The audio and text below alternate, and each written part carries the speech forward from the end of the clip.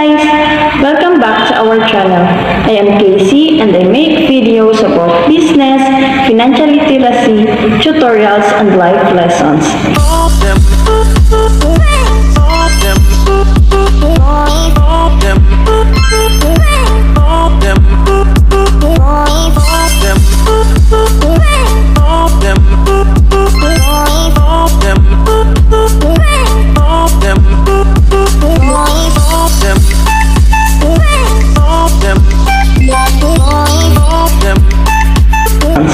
If you are interested sa mga ganitong contents, you can connect with me through Cases Adventures on Facebook and YouTube.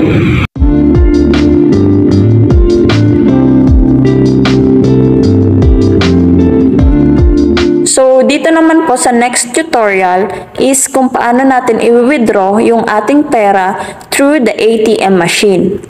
So, first po, pupunta po tayo doon sa ATM machine. Dadalhin po natin syempre yung ating ATM card.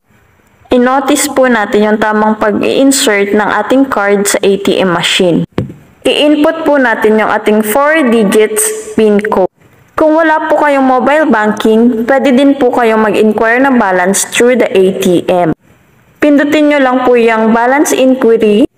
Select from savings, checking, or cash card. Yung ATM ko po is savings, kaya savings po ang pinindot ko. Ayan po, na-display niya yung aking current ATM balance.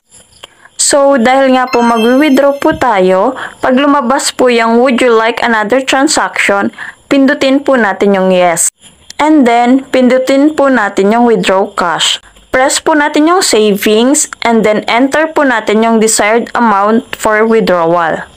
So, sa akin po, i-withdraw ko po yung 50,000 na transfer natin from GCash to Land Bank account. Antayin lang po natin na matapos yung pag-process ng ating ATM withdrawal. After pong makomplete ang ating transaction, ang una pong ilalabas ng ATM machine is yung ating ATM card. Pag inilabas na po sa ATM card reader slot yung ating ATM card, huwag po natin kalimutang kunin. Ang next naman pong i-dispense ng ATM machine is yung cash na ating withdraw. After pong ma-dispense ang pera, ang last naman pong lalabas ay ang ating ATM receipt.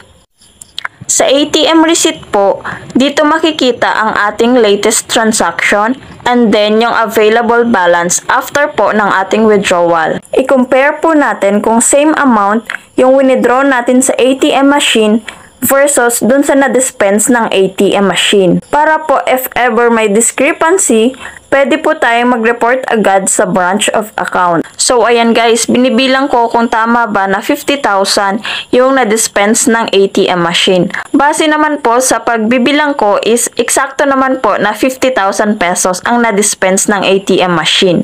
So ayan na po yung process guys. Naipakita po natin yung step-by-step tutorial. Next tutorial naman po is kung paano natin i-withdraw yung balance natin sa cash card through the ATM machine. I-insert po natin properly yung ating cash card sa ating ATM machine. In this screen po, i-enter po natin yung ating 4 digits PIN code. Pwede din po nating i-balance inquiry yung ating cash card through the ATM machine. Press lang po natin yung balance inquiry and then cash card. Pagkatapos po, madi-display na yung ating current available balance ready for withdrawal. So, dito po, press lang natin yung yes and then withdraw cash. Pindutin po natin yung cash card and enter the desired amount. For this withdrawal po, ang i-withdraw po natin is yung buong 1,000 pesos. For cash card account, pwede naman pong ubusin po natin yung available balance. Antayin lang po natin na ma-process yung ating transaction. Antayin po natin na lumabas yung ating cash card sa ATM card reader slot. Ang next naman pong i-dispense ay yung ating pera. And the last one po is yung ating ATM receipt. So, ganyan lang po kadali guys ang mag-withdraw sa ating Land Bank cash card using the ATM machine.